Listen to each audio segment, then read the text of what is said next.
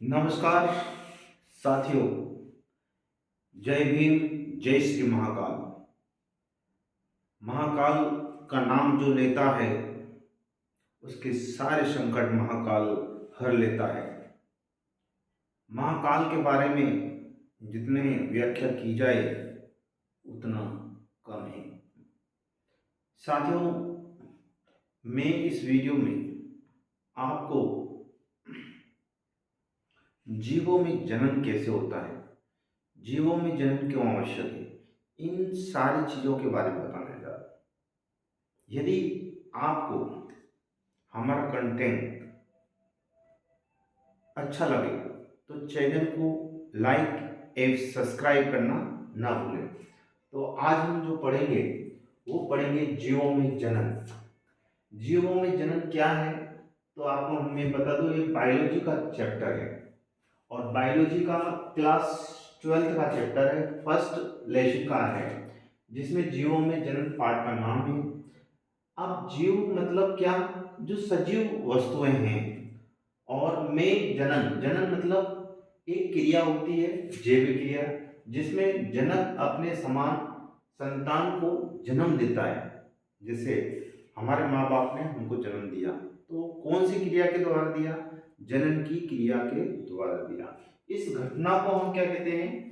Reproduction. जब कोई जीव ये जनन की जो घटना करता है उसको हम क्या कहते हैं? रिप्रोडक्शन कहते हैं। इतना समझ में आया? कोई पूछेगा जनन क्या है तो आपको बताना है, जब कोई जीव अपने समान, है ना, जीव को जन्म देता है तो उस घटना को हम क्या कहते हैं, सॉरी, उस क्रिया को क्या कहते हैं? जन्म कहते हैं। और उस घटना का नाम क्या है तो आपको बताना है, क्या बताना है? प्रजनन, रिप्रोडक्शन। अब क्यों आवश्यक है स्टूडेंट? यहाँ पर हमने आपको बताया है ये क्यों आवश्यक है। तो ये आपको याद रखना है, कोई भी जीव है वो हमेशा अपनी पीढ़ी को बढ़ाना चाहता है, अब पृथ्वी पर अपना अस्तित्व बनाए रखना चाहता है। मतलब अपने अस्तित्व बनाए रखने के लिए, अपनी पीढ़ी को निरंतर बढ़ाने के लिए वो जनन अति आवश्यक है। फिर नेक्स्ट टॉपिक है कि जीवों में जनन कितने प्रकार से होता है।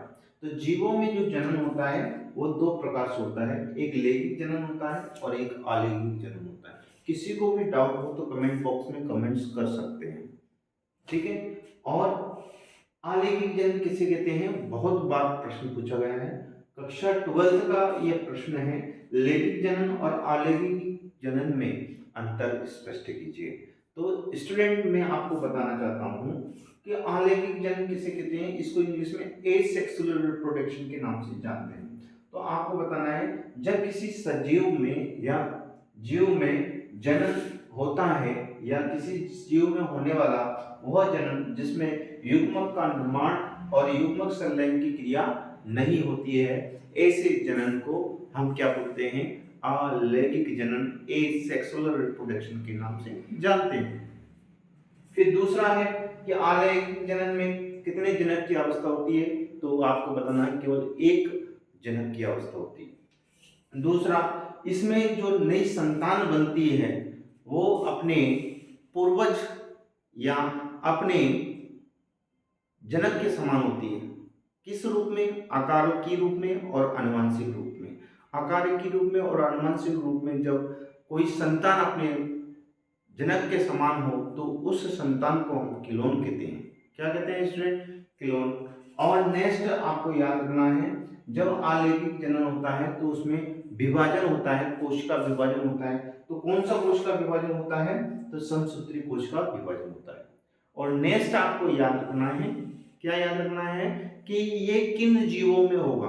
तो आपको मैं बताना चाहता हूं, जो अलैंगिक जनन है वो निम्न श्रेणी के जीवों में होता है, ठीक है। फिर लैंगिक जनन किसे कहते हैं? सेक्सुअल रिप्रोडक्शन किसे कहते हैं? तो आपको बताना है, किसी जीव के अंदर होने वाला वह जनन जिसमें युग्मक का निर्माण एवं युग्मक संलयन की क्रिया होती है, संपन्न होती है। ऐसे जनन को हम क्या कहते हैं? लैंगिक जनन।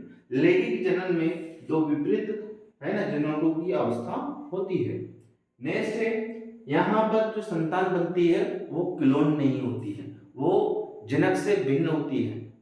इसी के कारण क्या होता है, वेरिएशन उत्पन्न होती है।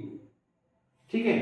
तीसरा, इसमें जो विभाजन होता है, लैंगिक जनन में जो कोश का विभाजन होते हैं वो असूत्रीय विभाजन के द्वारा होता है। और नेक्स्ट आपको याद रखना है, यह उच्च श्रेणी के जीवों में लैंगिक जनन पाया जाता है, सेक्सुअल रिप्रोडक्शन पाया जाता है। तो बहुत बार प्रश्न पूछे गए हैं, आप सभी को मैं बताना चाहता हूँ, इस प्रकार के कंटेंट पाने के लिए चैनल को लाइक एवं सब्सक्राइब कर लें, अधिक से अधिक शेयर कर लें, और कोई डाउट हो तो कमेंट बॉक्स में कमेंट्स करके हमको बता सकते हैं। जय हिंद, जय भारत, जय श्री महाकाल।